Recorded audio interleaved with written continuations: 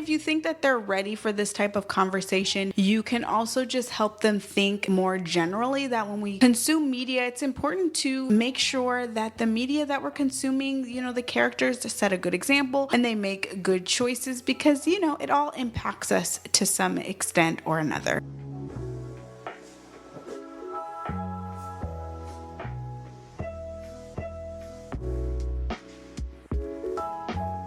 Okay, so your child has been watching a certain show or a movie or maybe playing on a certain app, and you realize over time that you don't really want them to be on it. Like, what do you do? Because setting this boundary, changing this rule is going to be very upsetting for them, but you also know you need to make a change. So in this episode, I'm going to share an exact script that you can use when you've decided, we need to stop. So I'll share how to kind of break this down with your little one in a way that is understanding and compassionate, but also clear and firm so that we can, effectively monitor their screen time and make sure that they continue to be exposed to quality media. All right, so let's discuss.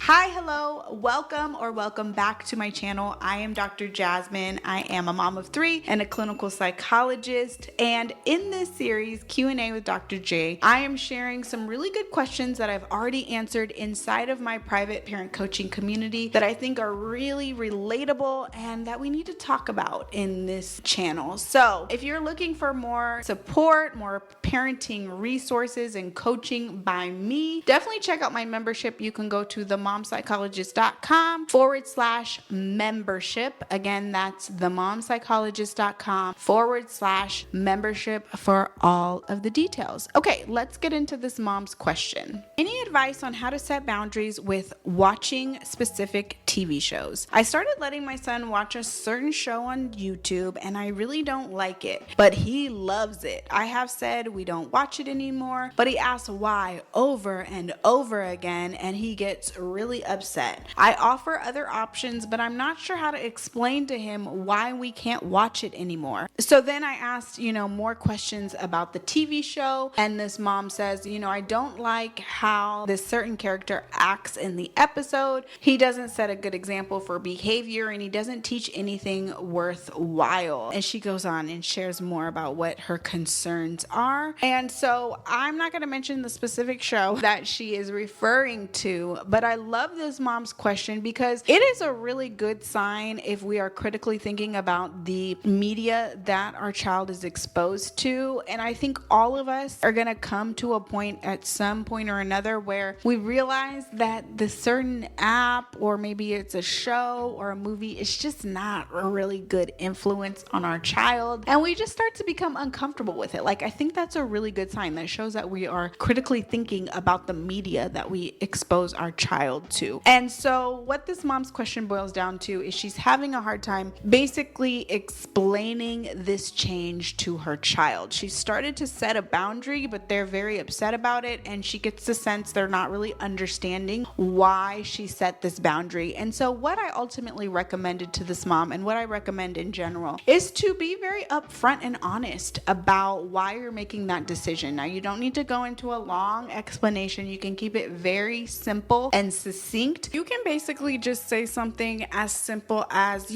after watching this certain show or playing this certain app, I realized that this main character doesn't really set a good example. He doesn't really make a lot of good choices. And then you want to give 1 or 2 examples to just help them realize what you're saying. And then you want to transition to, I know this is super disappointing. I know that you love watching this show. It's fun. You have a lot of enjoyment from it. So let's work as a team to find another show that is really fun and engaging. Would you like to do that now? And kind of just transition them away from that. But that's how you kind of just explain it, and just explain it matter-of-factly. I don't think that this character makes very good choices. And then if you think that they're ready for this type of conversation, you can also just help them think more generally that when we consume media, it's important to make sure that the media that we're consuming, the characters set a good example and they make good choices because, it all impacts us to some extent or another. And this is just your gentle reminder reminder that we are the adults in the situation, we are the leaders, and it's a good sign if we're thinking critically about the media that our children is exposed to. We are allowed to change our minds, and the minute we don't feel comfortable with our child watching or playing